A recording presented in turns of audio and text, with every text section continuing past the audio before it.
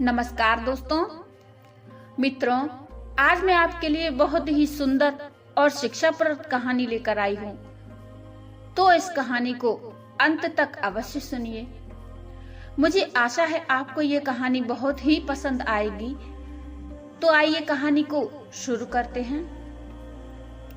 साथियों, एक गांव के एक जमींदार ठाकुर बहुत वर्षों से बीमार थे। वो इलाज करवाते हुए बहुत परेशान हो गए। उन्होंने कोई डॉक्टर, कोई वैद्य नहीं छोड़ा और कोई टोना टोटका करने वाला भी नहीं छोड़ा, लेकिन उन्हें कोई भी आराम नहीं मिला। तो एक बार एक संत जी उसी गांव में आए। तो जमींदार ने सोचा कि क्यों ना संत जी के पास अपनी परेशानी लेकर जाऊं और उनसे कुछ उपाय पूछूं।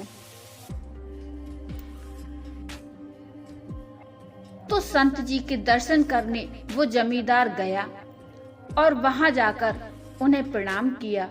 उसने बहुत दुखी मन से कहा, महात्मा जी, मैं इस गांव का जमींदार हूँ। मेरी सैकड़ों बीघा जमीन है। इतना सब कुछ होने के बावजूद भी मुझे एक लाइलाज रोग हो गया है। मुझे एक पल का चैन नहीं है, जो कहीं से भी ठीक नहीं हो पा रहा है।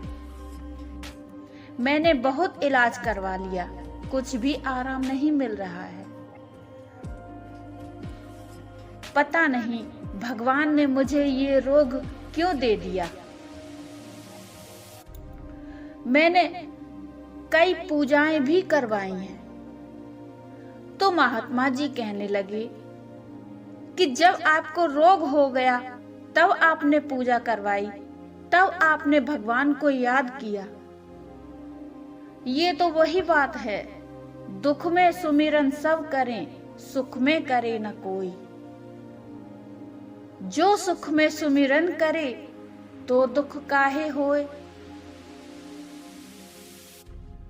इतना कहकर महात्मा जी ने उस व्यक्ति से पूछा कि क्या रोग हो गया है आपको? अच्छा मुझे बताओ। तो जमींदार बोला, महात्मा जी, मुझे मल त्याग करते समय बहुत खून आता है और इतनी जलन होती है जो बर्दाश्त नहीं होती। ऐसा लगता है कि मेरे प्राण ही निकल जाएंगे। कृपया मेहरबानी करके मुझे कुछ उपाय बताइए। तो महात्मा जी ने आंख बंद कर ली और शांत बैठ गए। थोड़ी देर बाद बोले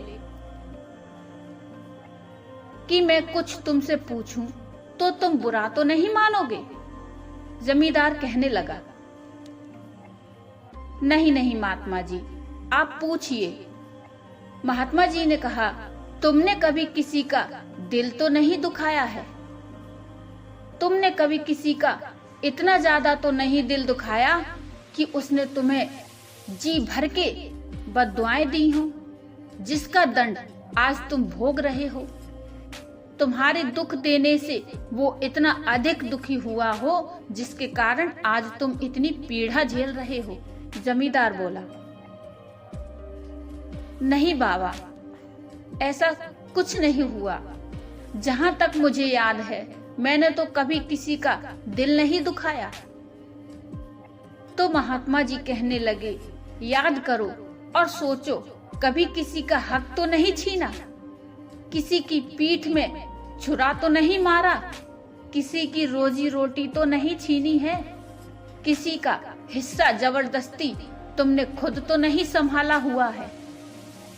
महात्मा जी की बात पूरी होने पर वो खामोश हो गया और शर्मसार होकर बोला, हे महात्मा जी, मेरी एक विधवा भाभी है जो कि इस समय अपने मायके में रहती है। वो जमीन में से अपना हिस्सा मांगती रही। मैंने उसे उसका हिस्सा नहीं दिया, ये सोचकर कि वो ये सब कुछ अपने भाइयों को दे देगी। मेरे भाई तो अब रहे नहीं, इसका क्या पता। तो महात्मा जी ने कहा, बस यही कारण है। तो महात्मा जी ने कहा, तो मैं तुम्हें बताता हूं, आज से ही तुम 100 रुपए अपनी भाभी को भेजना शुरू करो। तो जमींदार ने कुछ रुपए भेजना शुरू कर दिया। 2-3 हफ्तों के बाद वो जमींदार महात्मा जी से मिलने फिर आया और महात्मा जी से कहने लगा, महात्मा जी, मुझे 75% आराम है। महात्मा जी ने सोचा कि इसे तो पूरा ठीक होना चाहिए था, ऐसा क्यों नहीं हुआ? तो महात्मा जी ने कहा, तुम कितने रुपए भेजते हो? तो उस जमींदार ने कहा, मैं अपनी भाभी को 75 रुपए हर महीने भेजता हूँ। तो महात्मा जी ने कहा, यही कारण है, तुम्हारे मन में कपट है। मैंने जब तुमसे 100 रुपए का कहा था, तुमने 100 रुपए नहीं भेजे। अगर तुम 100 रुपए भेजते तो तुम्हारा पूरा रोग ठीक हो जाता। महात्मा जी ने कहा, अभी के अभी उसे बुलाकर उसका पूरा हक उसे इज्जत से वापस कर दो। वो अपने पैसे जैसे चाहे वैसे खर्च करे, अपनी जमीन जिसे चाहे उसे दे दे, ये उसका हक है। इसमें तुम्हारा कोई दखल नहीं होना चाहिए। जानते हो वो कितना रोती है, जलती है, तभी तुमको इतनी जलन हो रही है। जरा सोचो, मरने के बाद हमारे साथ क्या जाएगा? जमींदार को ये सुनकर बहुत पछतावा हुआ।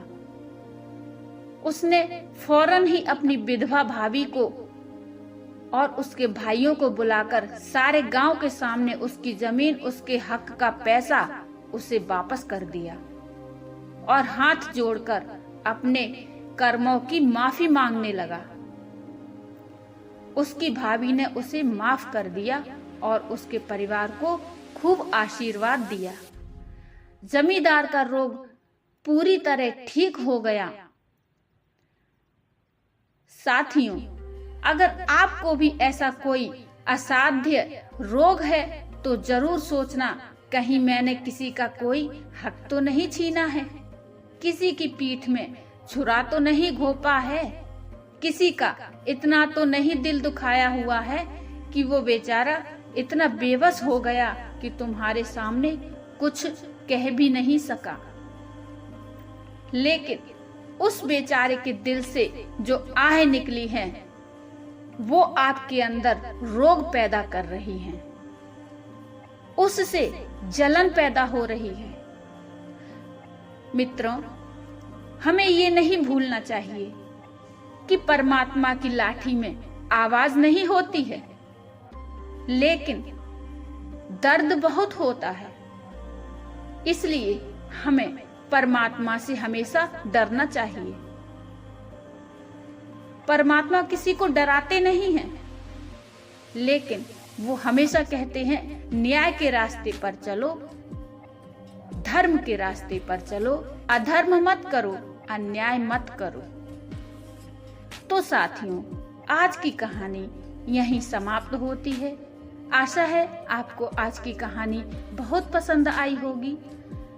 आपको आज की कहानी कैसी लगी, कृपया मुझे कमेंट में जरूर बताइए। कहानी अच्छी लगी हो तो लाइक कर दीजिए और चैनल को सब्सक्राइब कर लीजिए। बेल आइकन को दबाना ना भूलिए। तो मिलते हैं एक और शिक्षाप्रद कहानी लेकर। तब तक के लिए नमस्कार। जय श्री राम। हर हर महादेव।